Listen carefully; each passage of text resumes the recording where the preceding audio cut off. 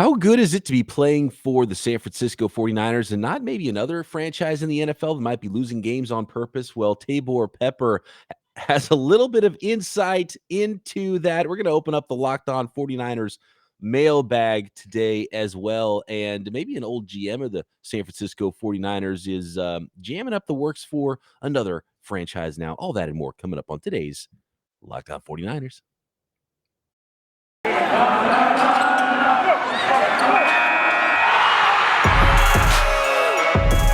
You are Locked On 49ers, your daily San Francisco 49ers podcast, part of the Locked On Podcast Network, your team every day.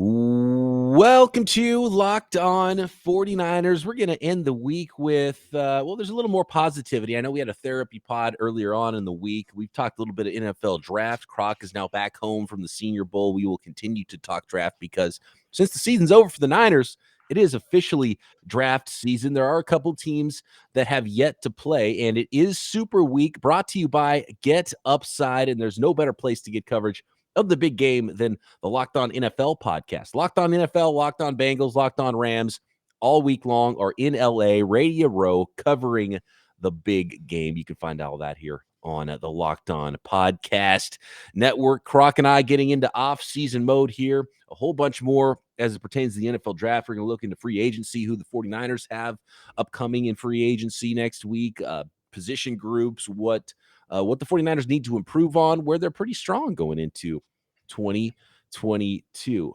Croc, there's a very interesting story that's going on around the league. It doesn't really pertain to the 49ers with, the Brian Flores stuff. But there's some ancillary crossover with the Niners and the Miami Dolphins because Mike McDaniel, the 49ers offensive coordinator, is one of the finalists for the Miami Dolphins head coach job. Is this a job he should even take over there in Miami with what's going on? Dolphins owner Stephen Ross, an emphatic message denying all the allegations of tanking in 2019 for the Miami Dolphins. But how about this? The 49ers own long snapper Taybor Pepper. And I know you haven't seen these comments yet because Taybor Pepper on what day is it today? It's Thursday evening. We're recording this. So this was Wednesday evening. Taybor Pepper tweeted some things about what it was like to be a member of those 2019 Miami Dolphins. And he quickly deleted some of the tweets. But as is the case, this is what happens with the internet. Those tweets didn't go away because there are still screenshots of everything he said on Twitter. And I found it very interesting. And then something else he tweeted today that ties into this.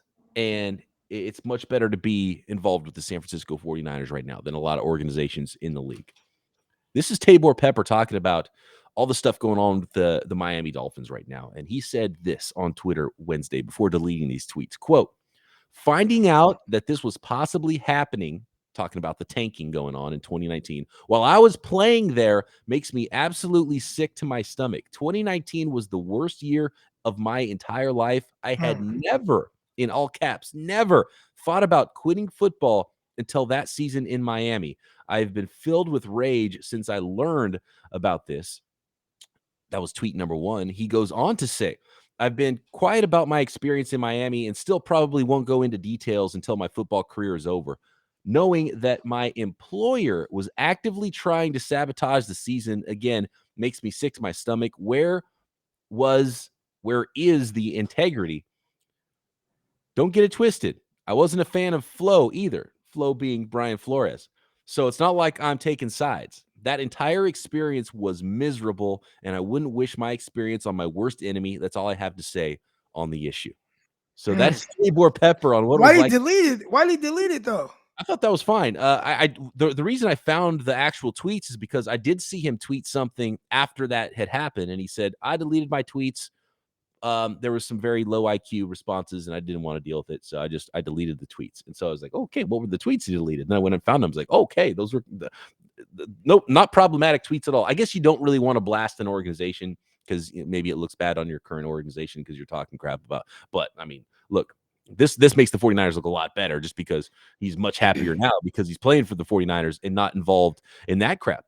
But it's funny because look, Minka Fitzpatrick, he didn't have great things to say about playing for Brian Flores in the Miami Dolphins. So I don't know if Flores is just a hard ass too, or a hard guy to work with and be around. And there's something to that there was some difficulty personality wise, but if all it was him not wanting to tank, that's one thing. But just the whole thing seems like it was a mess over there in 2019 with the Miami Dolphins. And maybe tanking or an owner that wants to tank included. But the reason I bring all this up right now, obviously, offensive coordinator Mike McDaniel's got something to think about here. He's got in a really good situation with a really good team. Can he get a head coaching job next year that's maybe a better situation than that Miami situation? And could he have a better career, make more money, head coach longer than if he decides to go to the Dolphins, who can't hold on to a head coach and haven't won in a very long time? So one thing to consider. But how about this? Really quick here, Croc, just to finish this up. Darqueze Dennard, who signed very late in the season. I think he signed during the playoffs, right? With the 49ers, or maybe late in the I think a regular little bit before the playoffs because Yeah. he played against the Rams at week 18. Okay. So So it might have been like the week right before that. But very late in the season, Darqueze Dennard, cornerback, signed as a free agent with the 49ers. And he tweeted this today. He said, "Shout out to the 49ers, made me fall in love with football again."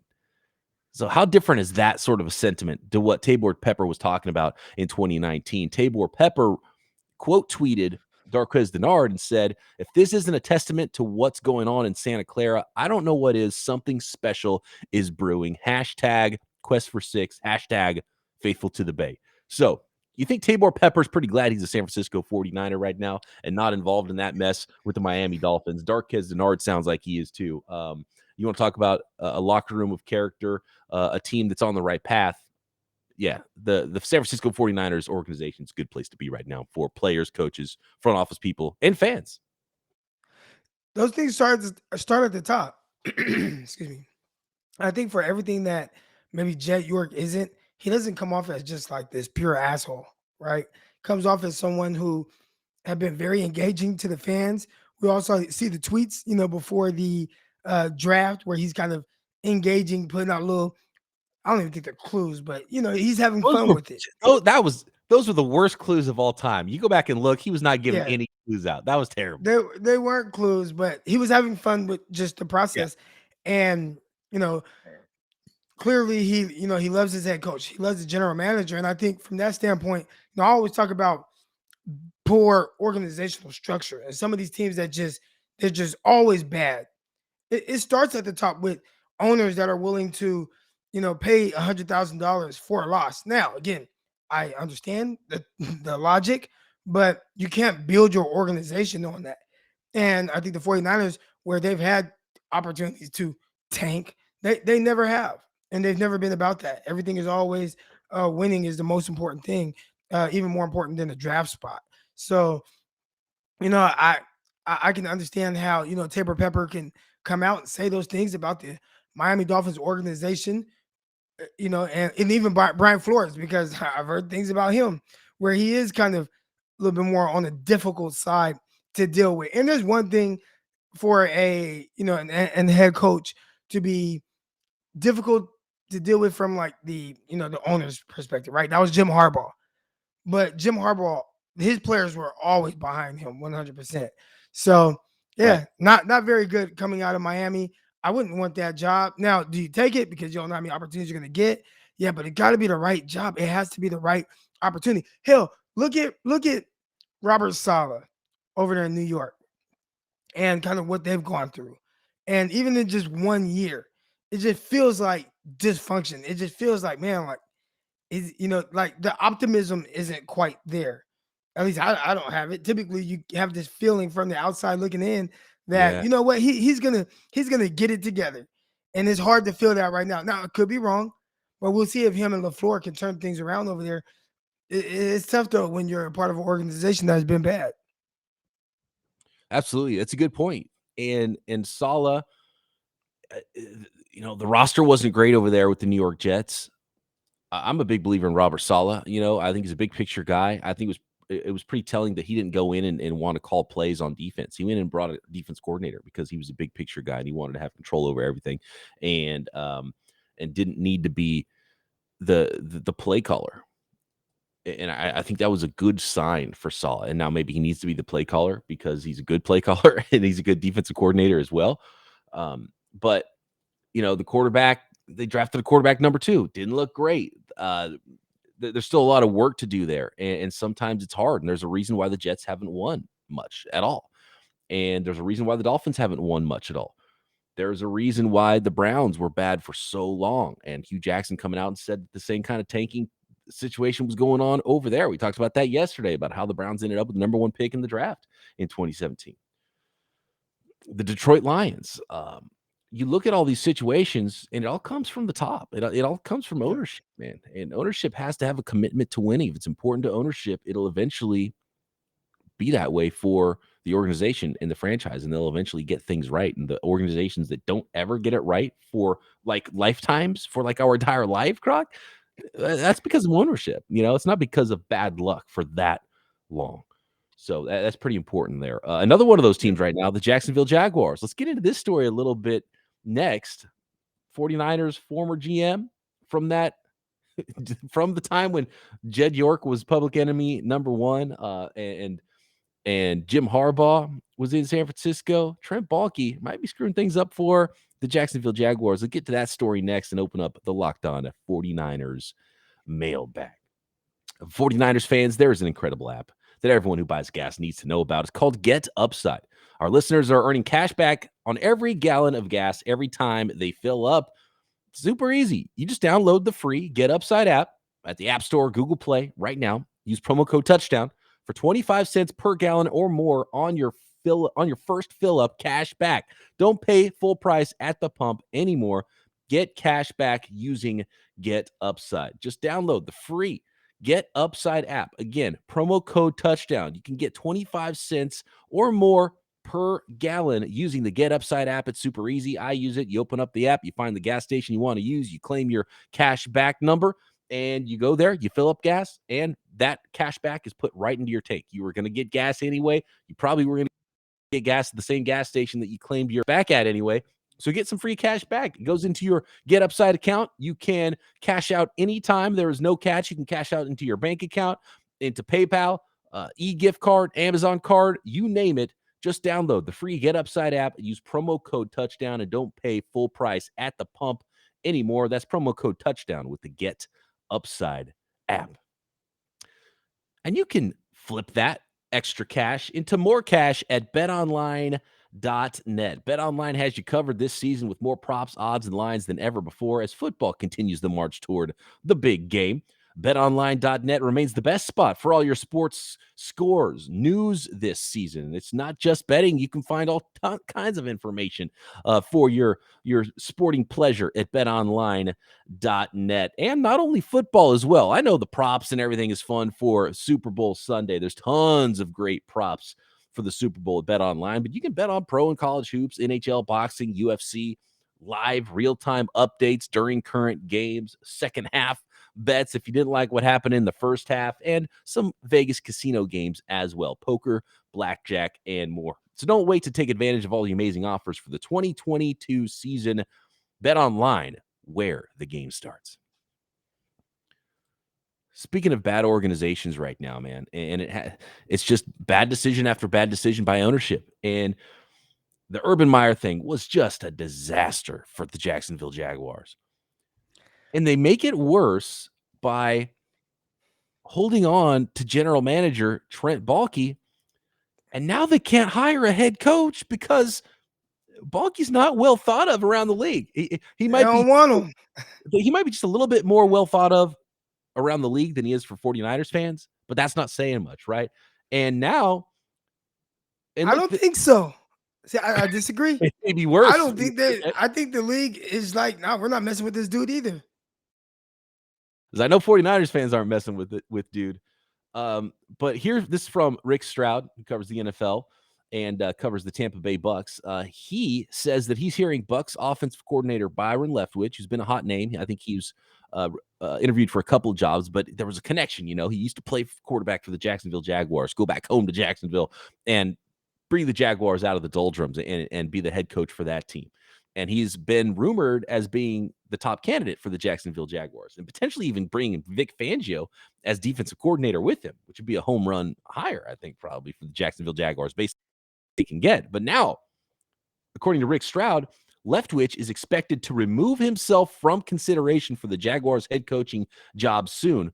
And now it's former Raiders interim head coach Rich Bisaccia and former Eagles coach Doug Peterson that remain the top candidates for the Jaguars. And look, those could be okay candidates too, but it's sounding more and more like hearing some other rumors out there that Byron Leftwich wanted to bring his own GM in, and Shad Khan didn't want to remove Trent Baalke after all this now, and that's why Byron Leftwich is removing his name from consideration. So Trent Baalke, good job. Tear down another franchise. Way to go. I agree with Leftwich. Like I'm not touching that if he's the GM. There's something about him. Just I'll never get over the mass exodus the 49ers had heading into that 2015 season. All the players that they lost, all the coaches that they lost. Insane. And everybody would talk about Kaepernick and the NFL caught up to him. Like, no, Balky caught up to him. That's what happened. They lost every meaningful player on that roster except for maybe Navarro Bowman. Like that was it. Like just terrible. And anyone that's able to have something like that happen on his watch, I'm cool. And then you see how he kind of weaseled his way into Jacksonville and being a general manager there, and just his first hire is Urban Meyer, who I know a lot of people liked, but there were a lot of other people that were like, this isn't gonna work. There are a lot of people that don't like Urban Meyer. And they say he's a certain type of way, but he can get away with it in college football. And it wasn't going to fly in the NFL, but that was his first hire. And then other things that they did with that hiring, questionable coaches, the whole Tim Tebow fiasco, just a lot of weird things that have happened on his watch. I wouldn't want that to be my general manager either. No, not at all. And they have this guy who was like the golden child, Trevor Lawrence, their franchise quarterback, drafted number 1 overall last year. That's a pretty good place to start. There's a lot of these other gigs around the league that don't have nearly that sort of a talent at quarterback to be able to start your franchise with as a head coach. And they still can't find a head coach to come coach with them. So again, starts with ownership and comes down. Bad decisions. Even, and I think Shad Khan is because there's a lot of these ownerships groups that are kind of like absentee, or they just don't care. They're like, just show me the money, and I don't give a crap what's happening with the team. Sell tickets and sell some jerseys and whatever, win or not, I don't care, And then some ownership groups are really involved, and they're actually kind of running the show day to day. Like the Cowboys is like they're the GM of their own franchise, and then I think the Jaguars and Shad Khan, I think, genuinely wants to do the right thing, but he can't. He's just not good at it. So it's a completely different thing altogether. He's not trying to lose, but he's trying to win and still losing. So that's not a great sign either. I don't know. Anyway, I thought those are some interesting stories that we needed to break down. And look, the 49ers are in a lot better place, and they're going to continue to be in a lot better place than a lot of franchises in the league because ownership has brought in, I think, the right people. And the right people will eventually continue to make some good decisions, even if you don't agree with everything. And it's been up and down. It's been a roller coaster with Kyle Shanahan and John Lynch. And there's been things that we don't agree with. There's been bad draft picks, but they brought in high character people and built a really good situation, a good locker room. And you hear it from guys like Darquez Denard that we're in bad situations. Just showed up. The league practically show up. And they're like, oh my God, this is amazing. And so if that's two happening, NFC championship appearances in 3 years. And obviously, like, that's not the goal, but that shows that they are doing something right to have that level of quote unquote success, right? Not the end goal, not the end results that you want, but to have a team that has the opportunity to play that late into the season, you're doing something right. And I think this season really kind of helps solidify that. So if there are any questions about if these guys were the right ones moving forward, I definitely say, yeah, man, they are. Now, just obviously you want to win that ring, but how confident do you feel, with them? You're gonna have an opportunity for that, as opposed to being a part of the Detroit Lions organization. I try being a fan of them. And the 49ers, it hasn't always been great, I know, but they've had some success with this, some opportunities with this regime.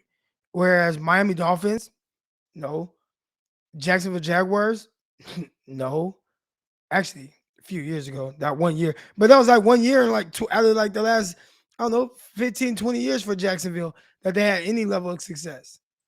Poorly ran organization. Yeah. Let's go to Ed Weezy on Twitter. He says KMBR was saying Boomer Esiason mentioned on a podcast something about John Lynch going back to broadcasting. Any thoughts on that? Yes, and Lynch was asked about this in the press conference earlier on this week, and he's like, nope, I'm all in on the 49ers. The thing is Boomer Esiason's been the most wrong dude in media for a while now. He's wrong about Yeah. everything. So don't listen to Boomer Esiason. I think it's my best advice. And like Uh, John Lynch might want to go back to TV someday, or maybe because Boomer does some TV stuff and he probably knows people. I wouldn't be shocked if CBS or whatever network called up John Lynch, say, "Hey, John Lynch, just checking in. Do you want to jump back in the booth? Here's an offer." That could have happened, but there's no indication that John Lynch is actually going to leave the 49ers. I've seen some people kind of break this video down or talk about some of the things that John Lynch was doing once they asked the question. And yeah, I mean, if you want to like really observe it and look like super deep into it, it does look like he got a little uncomfortable with the question. How much I don't know, or what that was about, but start reaching around and touching things and fiddling with his leg and Yeah, start doing all kind of stuff with that you move your question. water bottle over a little bit or something. Just some little tells. I don't know. We'll find out. Who knows? Maybe there is something to it. But Boomer Esiason's been so wrong about stuff recently. What was the big one? There was a really big one recently that he was just flat out wrong about. Um, was it the Niners? Was it Jimmy G? That like he wasn't going to play or something? Was that him? I don't know. I don't know. Anyway, John Lynch also he's looking a little thicker, a little chunkier, right? I didn't pay attention to that. He's been Maybe. someone that seems like he's typically in decent shape. Yeah, he kind Like of he always looks looks like like a guy he, where it's like he could probably still hit somebody, but he's starting to, yeah. I think Ed Shanahan's also obviously starting to look a lot older too. There's a lot of pressure, a Eh, lot more I, pressure running a team than there is broadcasting games. That's for sure. at the Senior Bowl, I walked next to Robert Sala, and I'm like, he's not as big in person as you would kind of Well, think, and coaches are in such bad shape that Robert Saleh just stands out because he's not like right? Because he runs the stairs and he runs the stairs and actually takes a little bit of care of himself and doesn't look like he's a heart attack waiting to happen like some coaches that just have no quality of like you physical know who I fitness. did see? Who's that? Walked right over to me, like didn't have to. Walked over to me. Hey, how you doing? How you doing? Who's that? Who? Go Tigers. I could Ed Orgeron. Yeah, Yeah, yeah. nice. Wait, Didn't where's he have to. I coaching? was standing over to the side, and he walked up right up to me and my buddy, and he was like, "Hey, how you guys doing? I'm here. How y'all doing? I'm here." And I was like, "Oh, what's up, coach?" Pretty And cool. then he kept it moving. Yeah, he was cool. Where's he coaching now? Is he not coaching at all But I don't think after so. LSU? I mean, that's a powerhouse He, coach. he's going he's gonna sit on that money for a little longer. And maybe sell that money. Yeah, hasn't coached since. So he took the year off. I guess he's probably networking to get that next job right now. It's probably why he's there. Right. But yeah, after the LSU thing, he has not. He's not been hired anywhere. A question. By the way, a little bit of heat with Jimmy G and the Denver Broncos. I'm seeing recently. Kind of like the fit. I think the report was, and I don't remember where it came from, but it named the Broncos, the Steelers, and one other Well, yeah. team. Let's talk about some Jimmy Garoppolo destinations and what makes sense.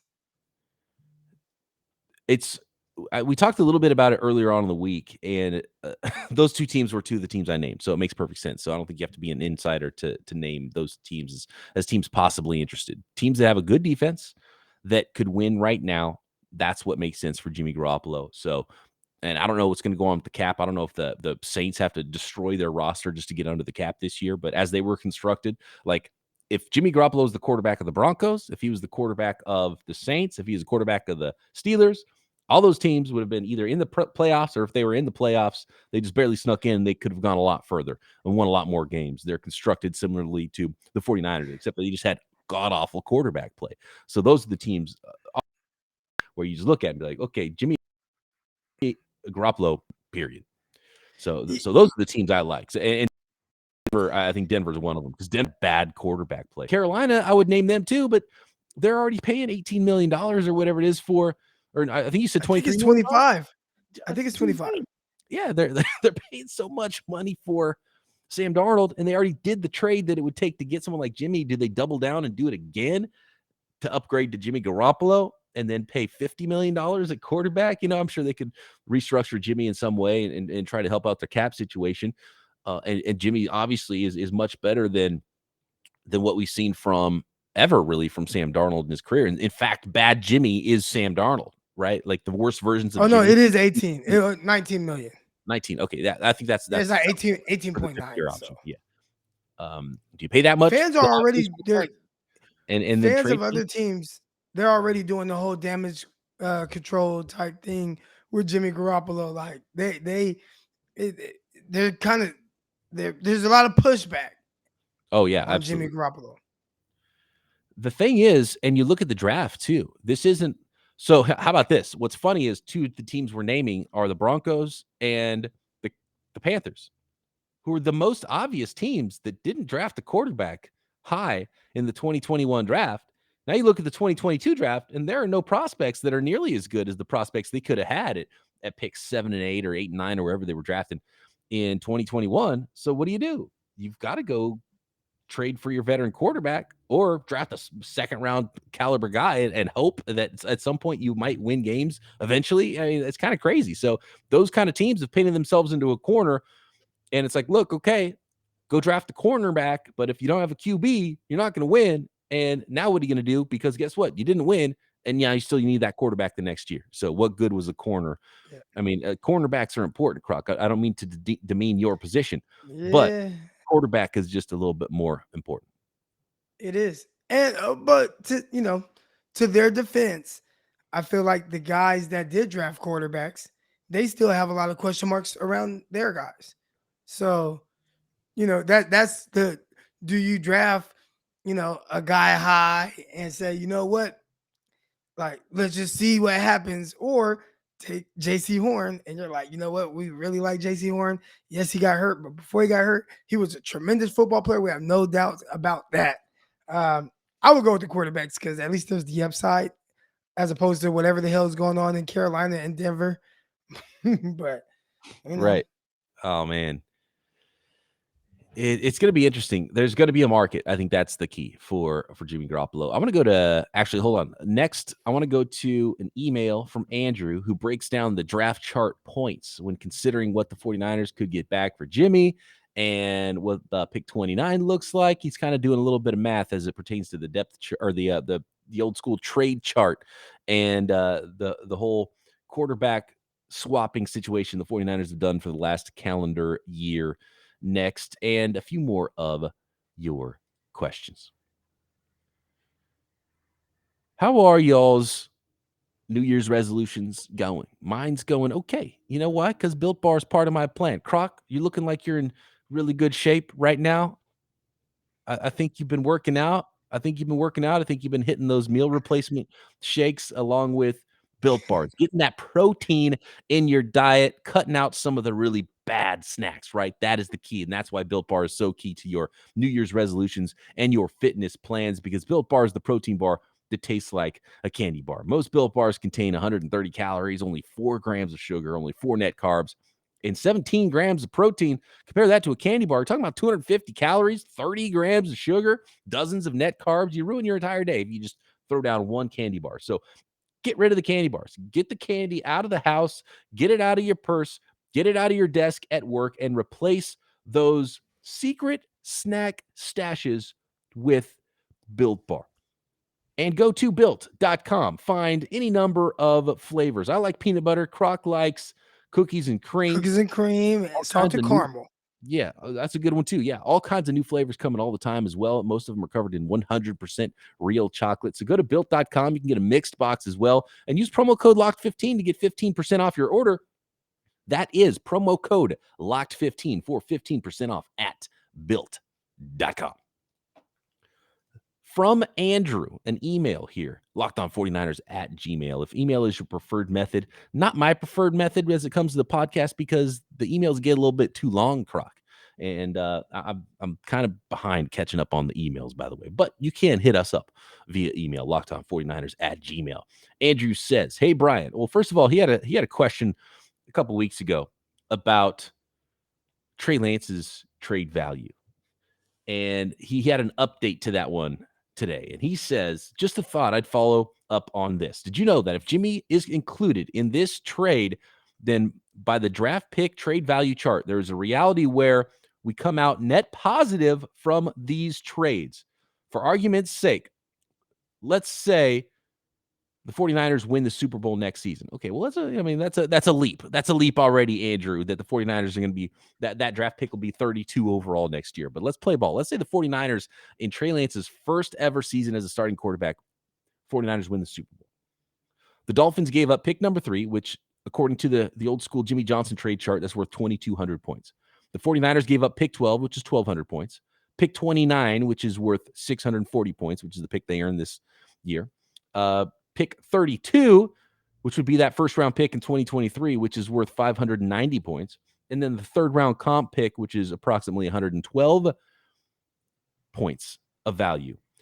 That works out to be 2,542 points on the trade chart versus 2,200 points for pick number 3 that the 49ers traded up to get and ended up with Trey Lance. So in this reality, if Jimmy Garoppolo gets the 49ers a pick that is somewhere around pick 55, which is midway through the second round, a little later in the second round, actually, or above, then the 49ers actually can come out positive. It is, if it's pick 55, the 49ers would come out 8 points ahead of what they gave up to get the number 3 pick in the draft from the Miami Dolphins. So when you consider Jimmy Garoppolo's potential, if it's a second round pick, say, what do you think, Croc?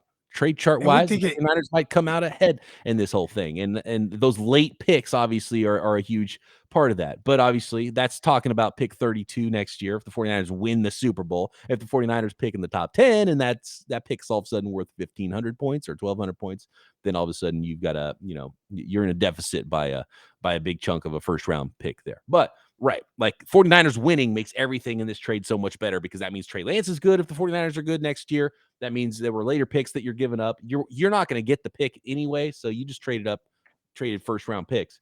But yeah, I mean if Trey Lance is good, it's all gravy. But that's always been the yeah, score anyway. yeah. I mean, shoot. I mean, if he's good, it's all good, regardless of a Jimmy Garoppolo trade. I mean, hell, if Trey Lance is good, it could have been a 10th round pick, like that it's the value or whatever that you get from Jimmy Garoppolo. I think regardless, as long as he's good, all is good. Right. Like, you think the Bills would worry if they had to give up the number 1 pick in the draft for 3 years straight to get Josh Allen? They'd say, Right, buy draft picks. Thank you very much, Josh Allen. Right. So right. what Trey Lance becomes is ultimately what gives you the value in the trade. But it's a nice little bonus that the 49ers won with Jimmy, and Jimmy built up some more trade value. Jimmy can bring back a lot more in trade this offseason than he could have last year before the season, which is, so well played by the 49ers. And they walked a little bit of a tightrope there. And it looks like they played this whole thing pretty well as it pertains to Jimmy G and going to get a quarterback.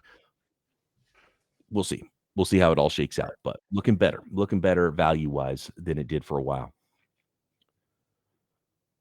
Let's see. Let's go to Michael, who says, had a thought on some of these draft picks for 2022. Do you think they'll lean more towards wide receivers and corners who can play special teams? That way, we don't have Josh Norman on kickoff coverage and instead have young wide receivers and cornerbacks who take special teams seriously. What are your thoughts, Croc? Do the 49ers not need to so much worry about Richard Hightower, their special teams coordinator, and worry about drafting some special teams players, some players that are special teams demons? Yeah, that can help, but at the end of the day, if you have a guy like Josh Norman on your team and he's not starting, yeah, he's gonna have to play some sort of special teams. And it's not ideal, but the value of having a guy who can step in and play, you need that. I mean, just like Dante Johnson. Dante Johnson, he's going to be a special team player. But if you start having 100 injuries at the defensive back positions, he's going to have to play. So, I mean, hell, you see guys like Jaquiski Tartt running down on kickoff. You see Jimmy Ward. Like, those guys are playing special teams as well. Yeah. Oh, and it's a numbers game too, because you have only 53 guys on your roster, and that means there's going to be crossover. So some people that Well, play only 46 active on game day. and 46 active on game day. And so when you consider starters on offense, starters on defense, that's 22 already. And then when you consider starters on special teams and coverage and return units, that's 44 right there. So, that you can't have just solely players who only play special teams and another group that only plays on offense or defense. So wide receiver 3, 4, 5, 6, they got to be able to play special teams, return and coverage units, defensive backs, safeties, for sure. They all got to go down there and be able to play some special teams. And part of it is that there were so many injuries. So you bring in a guy like Josh Norman, who was a late signee and a free agent, injuries force a lot of that stuff too. So the depth guys you have to put who you have on the roster out there. So injuries were a part of that as well. But I think the 49ers do need to draft a wide receiver, probably, because they only have 3 guys under contract. And I think if they draft a wide receiver late, it's probably someone who can return some kicks and they can kind of fix a couple of things at once there. So add some speed to your roster, someone who can compete for wide receiver 4, compete with Juwan Jennings a little bit, who can make some plays on offense. You can probably do a little bit of carrying the ball, a little bit of receiving the ball, and be someone who can make some plays for you as a return man on special teams and maybe coverage units as well. Basically, a young version of Travis Benjamin, I could see Kyle Shanahan bringing in, right? Yeah. And we talked about that guy on the last episode, Calvin Austin III out of Memphis. Yeah. Good fit. He is fast. That's for sure. Let's add some speed to this. Let's make this offense a little bit more dynamic. Teams are already going to have to cover more grass with Trey Lance at quarterback just because of where he can throw. And that's going to open up the middle of the field. So if Kyle wants to operate in the middle of the field, that's going to open more than it was for Jimmy Garoppolo, because defensive backs have to take you seriously going outside the numbers, going down the field. I went back and watched a couple of his games earlier from the season. And yeah, he's willing to throw outside the numbers into tight coverage as well. It's not something that has to be, wide open or a guy beat. He looked like he was comfortable with just, hey, I'm going to put the ball in the spot where my receiver can make a play. And he's doing it outside the numbers. He's going to definitely be willing to do it down the field. There was one ball he threw, against the Seattle Seahawks in the game where he came in after the halftime. And it was a Deebo Samuel on like the last drive. And the ball got broken up. But just his willingness to throw that, it was like a 20-yard drive throw on like a deep kind of curl. And Deebo wasn't open, but he like gunned it in there. And like it just at the very least gave Deebo the opportunity to make that play. It's interesting to see how teams, especially the more comfortable he gets, they're going to have to defend more in the field. And the willingness to make those throws, the arm strength to pull off, and the willingness to, I can hit this other thing way over here, where another quarterback, might say, I'm not even going to try that thing. How about this, though? Did you see JT O'Sullivan's latest breakdown of the 49ers-Rams game? And it was focused on the 49ers offense and some really bad stuff from the Niners offense, scheme, blocking. Jimmy had some bad stuff. Maybe Jimmy Garoppolo's best throw of the playoffs, he hit Ayuk on what should have been a touchdown down the left sideline. And I don't think we really talked much about that because everything else that happened in the game. And if he just keeps his feet, it's a touchdown. The DB's on the ground.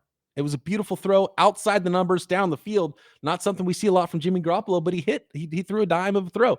And Ayuk couldn't keep his feet and had to go out of bounds. Otherwise, that's an easy 6 right there. Changes the whole perplexion of the game. The miss to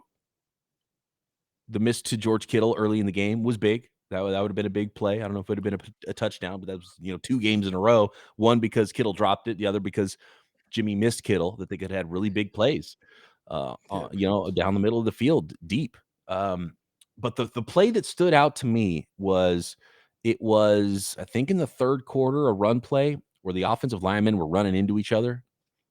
It was comical. It was so bad by the 49ers. And JT O'Sullivan's not one to curse on these film breakdowns, but he was like, "What the bleep is this? Pee-wee football stuff." Both guards pulled and it ran into each other. The offensive linemen ran into each other. They both pulled. Not ideal. And then Alex Mack at center went this way, and Trent Williams was kind of going this way, and they ran into each other. So it was like half of the line was running the flipped play or something. I've never seen anything like it. It was so bad. Like, it was a lot. Like, you can blame Jimmy Garoppolo, but there was a lot wrong going on offense against the Rams. And when you see a play like that, like offensive linemen bumping into each other, it was comical. It was really bad. Yeah, I'll be diving into that tonight. I love watching JT Sullivan's breakdowns on the QB school. I'll be tuned in for sure. Absolutely. Always recommend the JT O'Sullivan QB school breakdowns. We've got a lot to break down here on the podcast, Croc, coming up next week. Let's get deeper into the 49ers roster, start looking at their free agents, figure out who the 49ers should bring back, who they can let walk because they're not going to be able to sign everybody, and see where that leaves the 49ers roster at all the different position groups. I think that's where we got to start with this thing as it pertains to the 49ers in the offseason. And of course, it is draft season. Croc and I will be talking tons of NFL draft, really focusing on those mid-round prospects this year because that's where the 49ers have all of their draft picks without a first rounder. Thanks for making us your first listen every day here on Locked On 49ers. For your second listen, check out Croc Talk and Draft on Locked On NFL Draft. I'm doing the Peacock and Williamson NFL show daily here on the network. Locked On Bets, hosted by your boy Q Myers, with expert analysis from Lee Sterling, talking about the sports betting world. All of these podcasts are free and available everywhere you get your podcast. Croc and I back Monday right here. Locked On 49ers.